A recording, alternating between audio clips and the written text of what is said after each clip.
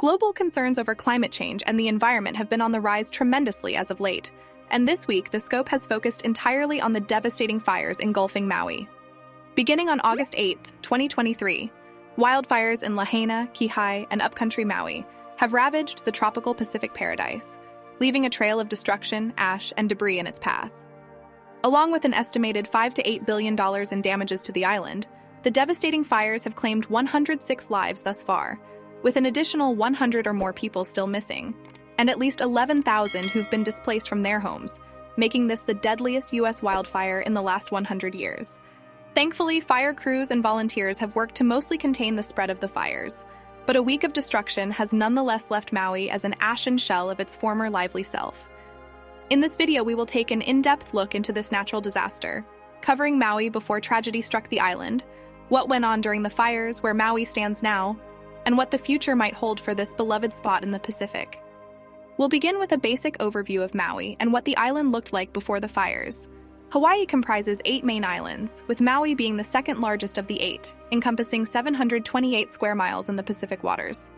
The island was created by 2 volcanoes, Haleakala on the island's eastern peninsula and Pu'ukukai on the western peninsula. Both peninsulas are connected by a 7-mile-long isthmus, which is a valley featuring less rugged terrain than the volcanoes offer, and a majority of the towns found on Maui, including the county seat, Wailuku, and the island's largest town, Kahului. Historically, the sugar industry and whaling were the economic powerhouses funding the island, but since the 1960s, those practices were completely replaced by the booming Maui tourism industry. For decades now, tourists have flocked to Maui for the laid-back lifestyle of this colorful island, with popular attractions including the Haleakala Volcano National Park and other natural refuges, enjoying the local towns and beaches sprawled across the island, or enjoying the upscale amenities of the beachfront resorts in West Maui. The island is truly a paradise for anyone who calls it home year-round, or visits for just a bit to get a taste. And while tourism is the bread and butter of Maui's economy and fuels the livelihood of thousands of residents, the current fires have left Maui devastated and rendered the island inaccessible to tourists. This disheartening truth lingers in the air in Maui as the healing process amongst locals begins. As loved ones are searched for, firefighters work to contain the last flames, and Maui begins its rebuilding process. Observers can't help but wonder what actually caused the fires, and if there was anything that could have been done to prevent them. To begin answering this, it's first important to note that the government of Hawaii has yet to provide an official cause for the natural disaster. No clear cause has been determined yet because a number of factors at play seem to have a detrimental effect on the environmental conditions on Maui, allowing for wildfires to spread quickly. These factors include low humidity, intense wind speeds due to an offshore hurricane, arid conditions causing plants to dry, and high levels of atmospheric pressure.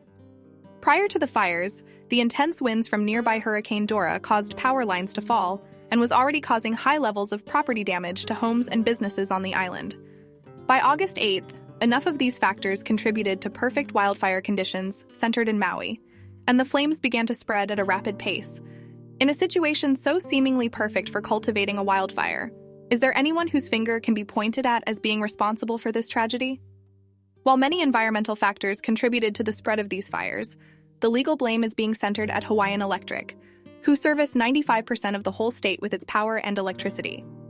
The company is being sued as part of a class action lawsuit, with signers claiming the company should have accepted warning signs from the Department of Weather and should have enacted a better emergency plan in precaution for a wildfire storm. The suit claims that the company was underprepared in their emergency action plans and should have shut off electricity in high wind areas where power lines were toppling to the ground. Although the company denies sole blame and says no cause for the fire has been determined yet, momentum from locals against their power company is popular and growing. Aside from Hawaiian Electric, though, Hawaii boasts one of the largest alert and siren systems in the United States, with 400 alarms dedicated to warnings for tsunamis and other natural disasters. The Hawaii Emergency Management Agency, however, did not sound these alarms as the fires hit, leaving residents and officials scratching their heads, demanding answers. While the widespread alert system was not used, a set of phone, radio, and TV messages displaying information were implemented. This practice, especially during a time when power lines and phone signals were down, prevented necessary information from being spread to locals, and is now being formally researched by the Hawaiian Attorney General. Furthermore, additional blame is being placed on the government and local officials, as firefighters are citing poor infrastructure and weak-pressured fire hydrants as a hindrance in their ability to properly contain the blaze.